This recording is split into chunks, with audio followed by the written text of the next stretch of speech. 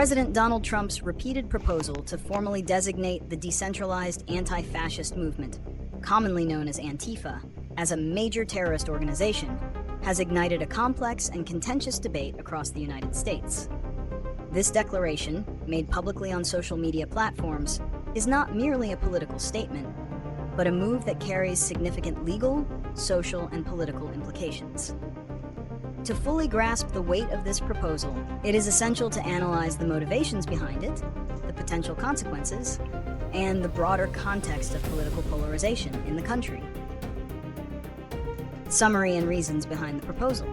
The core of the president's argument rests on the claim that Antifa is a violent, radical left group responsible for inciting and participating in civil unrest, particularly during protests. He and his administration have frequently accused the movement of being a key instigator of destructive and violent clashes with opposing groups. The most recent statements from the administration have linked the proposal to specific acts of violence, portraying the designation as a necessary measure to combat what they describe as domestic terror networks and bring order to a fractured political landscape. This push to classify Antifa as a terrorist group is not a new concept for the Trump administration. It was first floated during his initial term, especially in the wake of the 2020 protests. By framing Antifa as a monolithic, dangerous organization, the administration seeks to mobilize its political base and create a clear distinction between what it views as legitimate protest and what it labels as unacceptable, politically motivated violence. The designation would also allow the administration to pursue legal actions against individuals and organizations that it claims are funding or supporting Antifa, regardless of whether they are directly involved in violent acts. Reasons and consequences. The legal rationale for designating Antifa as a domestic terrorist organization is fraught with complications. The U.S. has a legal framework for designating foreign terrorist organizations, which allows for sanctions and prosecution of those who provide material support. However, no such legal mechanism exists for domestic groups. A designation would likely require a new legal framework, which could be challenged in court on constitutional grounds, particularly concerning First Amendment protections for speech and assembly. Opponents of the designation argue that it could be used to criminalize political dissent and activism, chilling free speech, and leading to a slippery slope where any group the government disagrees with could be labeled as terrorist. Furthermore, the very nature of Antifa complicates the issue. It is not a formal organization with a central leadership structure, membership roles, or a clear hierarchy. Instead, it is a loosely aligned collection of autonomous groups and individuals who share an opposition to fascism. This decentralized structure makes it difficult, if not impossible, to apply a formal designation. Legal experts and law enforcement officials, including past FBI directors, have stated that Antifa is more of an ideology than a single group.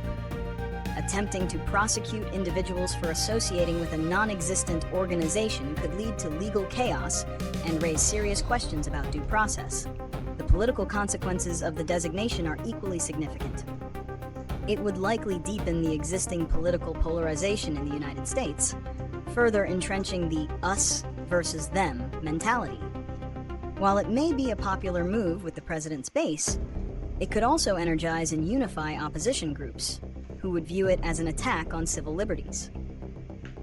The label itself could become a powerful rhetorical tool, used to justify increased surveillance and law enforcement action against left-wing activists, regardless of their connection to violence. Predictions and solutions. Predicting the outcome of this proposal is difficult, given the legal and political hurdles. One possible prediction is that the designation, even if formally attempted, will face immediate and significant legal challenges. Federal courts could block the move, forcing the administration to abandon the effort or face a protracted legal battle. Another possibility is that the administration may use the threat of designation as a political tool without ever formally implementing it, using it as leverage to push for new domestic anti-terrorism legislation. In either case, the rhetoric itself is likely to have a lasting impact on how domestic dissent is discussed and policed in the country. Solving the underlying issue of political violence requires a more nuanced approach than simply labeling a group as a terrorist organization. A more effective solution would involve focusing on the actions of individuals rather than the affiliation of amorphous groups. This would mean prosecuting anyone from any political spectrum who engages in violent acts, regardless of their ideology. This approach would respect constitutional protections for free speech and assembly while still holding individuals accountable for their actions. Additionally, a broader national conversation about de-escalation, media literacy, and the root causes of political polarization is necessary to address the fundamental issues driving this conflict.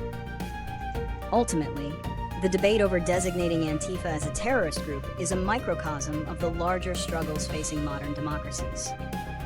It forces a confrontation between the government's desire for order and control and the public's right to dissent and protest. How this issue is handled will not only shape legal precedent, but will also determine the future of civil liberties in a deeply divided nation.